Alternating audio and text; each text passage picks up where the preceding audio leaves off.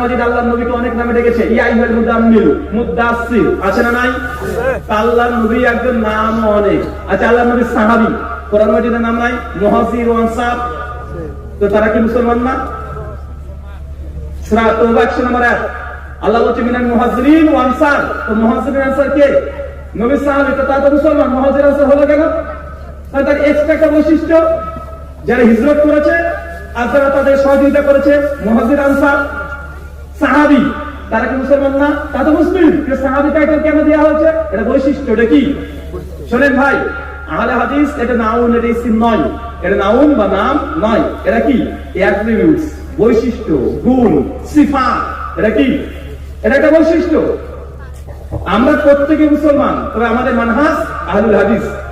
এটা আমরা মানহাজ কথা বলি, তবে হ্যাঁ, যদি বলেন হানাফি, শাফি, মালিকি, হাম্বলি, এইগুলো একটা নাম। আপনি কেন হানাফি? আপনি হানাফি স্কুল অফ থটকে মানেন, এই জন্য হানাফি।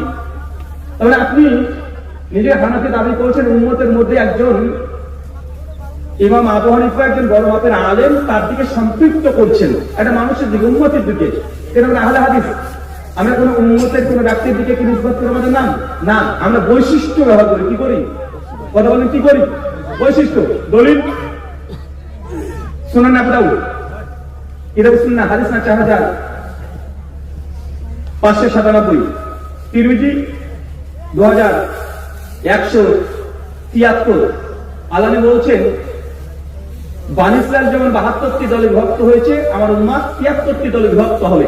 কুল্লুহুম নার, প্রত্যেক দল যাবে জাহান্নামে, ইল্লা মিল্লাতান ওয়াহিদা, একটা দল, একটা জামাত যাবে জান্নাতে। এখন একটা দল যাবে জান্নাতে। সাহাবায়ে জিজ্ঞেসে, মান ইয়া রাসূলুল্লাহ, আল্লাহ নবী কোন দলটা জান্নাতে যাবে? নবী কি বলেছে? ওয়া মুসলিম, তারা মুসলমান। আরে মুসলমানের মধ্যে তো দল হবে, কত বুঝেনি মনে হয়? দল কি হিন্দু খ্রিস্টানের মধ্যে হবে বলেছে? দল কাদের মধ্যে হবে? এই উম্মতের মধ্যে হবে। উম্মত কে? আমরা মুসলমানের মধ্যে দল হবে। বুঝে 73টা দল হবে, সব দিকে জাহান্নামে। একটা জামাত যাবে জান্নাতে। একটা জামাতের পরিচয় কি? নবী কি বলেছে? তারা মুসলমান, তারা মুসলিম দাবি করবে না। নবী কি বলেছে? বৈশিষ্ট্য বলেছে, মান আলাইহি ওয়াস সাহাবী, যারা আমাকে মেনেছে, আমার সাহাবীর মানহাজ, তাদের পথে চলেছে। মুসাইব আল হাকিম 444 নম্বর হাদিসে একটা শব্দ যোগ হচ্ছে আল ইয়াম, আজকের দিনের উপরে আমরা যেই পথে আজকে প্রতিষ্ঠিত দেখেছে, এর হচ্ছে জান্নাতি দল। তো নবী জান্নাতি দলের নাম বলেছে না গুণ বলেছে? গুণ। আমরা আহলুল হাদিস বলি এক কথাতে, আমরা এটা বৈশিষ্ট্য। তাই আপনার নামের পরে যেমন আপনার বাপের দেওয়া নাম দেওয়া বৈধ, আমরা মুসলিম বলার পরে আমাদের বৈশিষ্ট্য নাম থাকা, এটা বিভক্ত সৃষ্টি করে না। শুকরান।